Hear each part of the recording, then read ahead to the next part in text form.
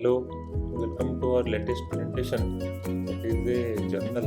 It was published in Acta Anesthesiologica Scandinavia in September. The topic is an interesting one. It is residual lung damage following ARDS in COVID-19 ICU survivors. It was done by Nicola Compagnon et al.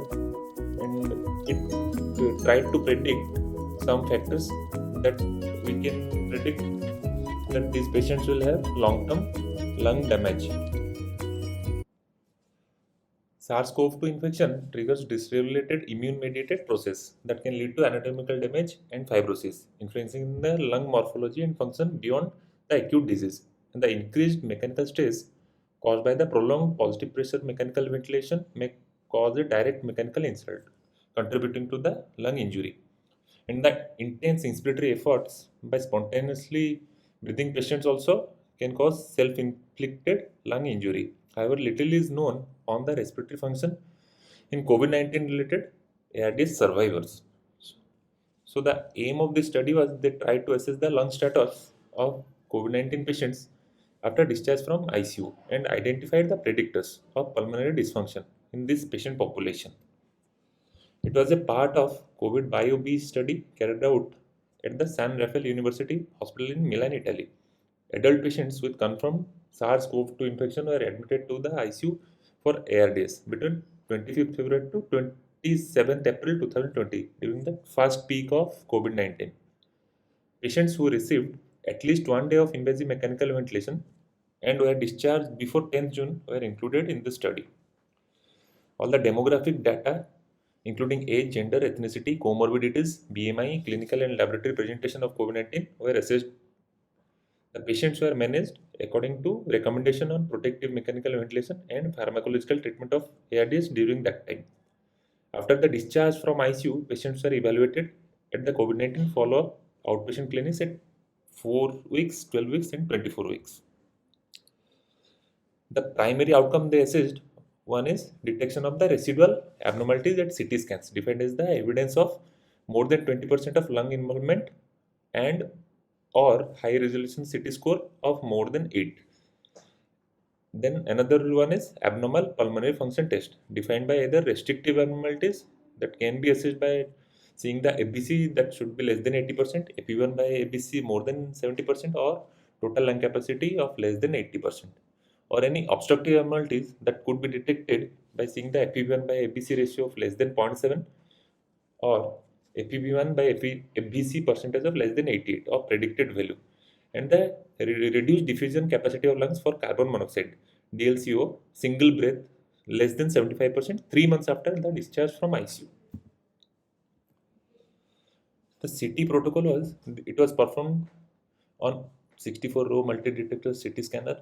Two experienced radiologists, both blinded to patient, eventually all the symptoms, independently reviewed all the CT images.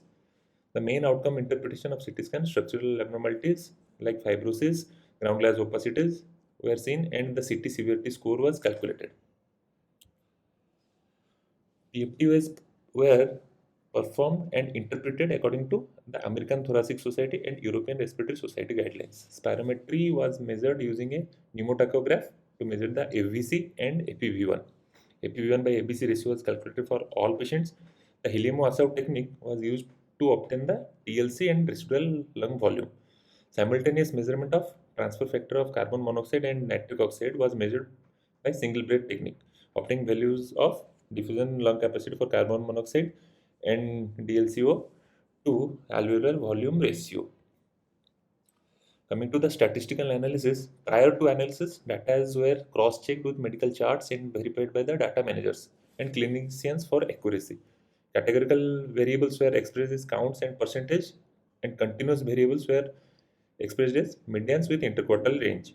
Comparison between the groups are performed using the chi-square test and Fisher-Exact test for categorical variables and Mann-Whitney test U test for continuous variables. Univariate and multivariable and logistic regression analysis were employed to identify predictors of CT scan or PFT abnormalities.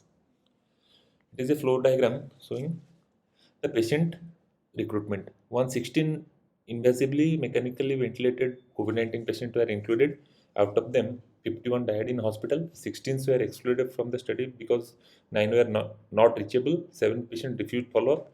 Finally, 49 patients underwent follow-up. Out of them, 41 patients underwent PFT, 42 patients underwent CT scan. So it is a table showing the demography and the other parameters. We can see most of the patients were between of average age of 58.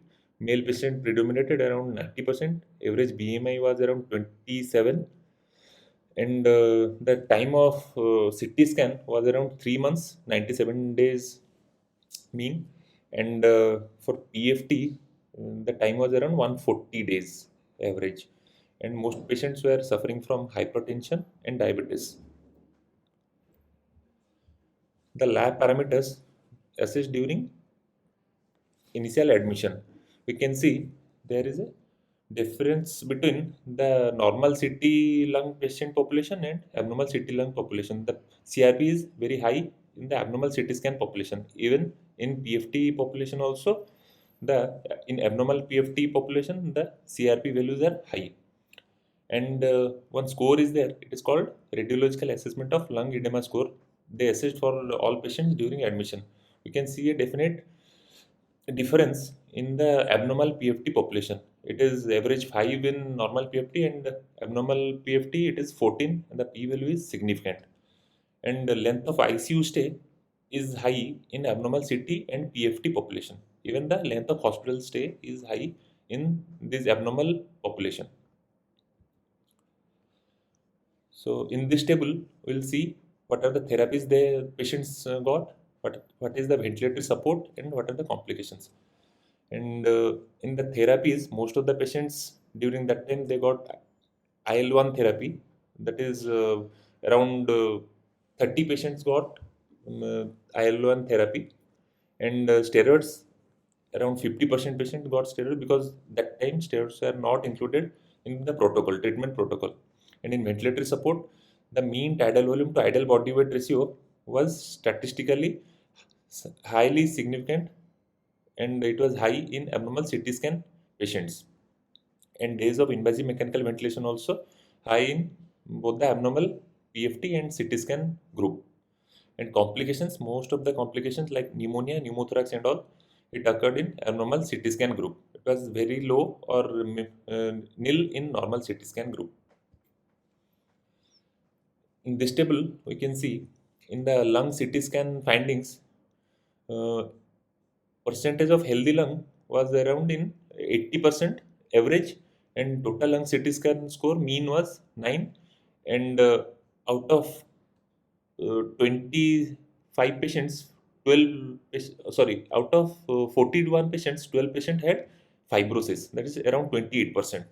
And in PFT parameters, we can see there is a decrease of total lung capacity, it is around 80%, and predicted residual volume was less, it was around 61%.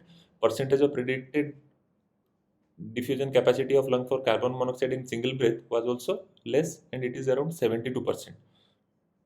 Total, most of the patients in PFT, they found there is restrictive pattern in 19 patients, and none of the patients did have obstructive pattern. It is a Venn diagram showing all these results. In if we compare between the CT scan and PFT, 13 patients, that is around 50% of abnormal values. These patients had both CT and PFT abnormalities. Patients had isolated PFT abnormalities, and 7 patients had isolated CT abnormality. If we go singly by CT scan abnormalities, most of the abnormal CT scan they had structural deformities, and some patients around 28% had CT severity score of more than 8. And if you see the same thing in PFT abnormalities, most of the patient had abnormal diffusion capacity of lung around 27%, and then FEV1 by FVC ratio was less in around 23% of patients, and less than 80% of TLC was found in around 15% of patients. So it is a forest plot showing what are the predictors of abnormal CT scan and abnormal PFT. If you see in the abnormal CT scan, the major two things that affected is one is days of assisted mechanical ventilation. The more the days of assisted mechanical ventilation, the more chances of abnormal CT scan. Another thing is mean tidal volume to idle body weight during ICU stay. It also affected the CT abnormalities. And if you go in the PFT section, the same thing, one common thing is days of assisted mechanical ventilation. The more the days of mechanical ventilation, the more chances of abnormal PFT. Another is rail score at the admission, that is also affecting the abnormal PFT. So radiological evidence of more than 20% of lung involvement or HRCT score of more than 8 was observed in 59% of patients. Restricted ventilatory defects or DLCO abnormalities, although that is mild, were found in 63% of patients at 3 months of discharge from ICU.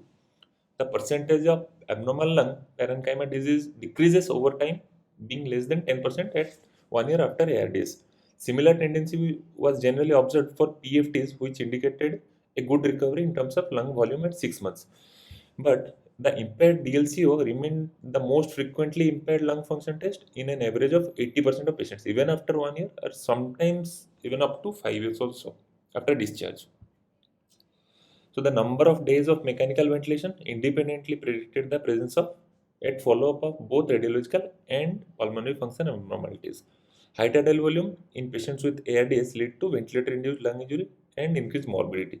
Accordingly, they found that for each addition of ml per kg of tidal volume to idle body weight received during the ICU stay, the risk of persistent CT scan abnormalities at 3 months increased almost threefold. So, what are the limitations of this study? The lack of baseline information on PFT was there. It was a very small sample size, incomplete matching between patients undergoing lung CT scan and PFT at follow-up, and there is also an absence of a predetermined analysis plan. So, what is the conclusion we can take from this study? All the mechanical ventilated COVID-19 survivors require an integrated follow-up at 3 months or 6 months and even up to 1 year. Data on the long-term follow-up of mechanical ventilated patients are also needed to verify whether these pulmonary sequelae persist or not.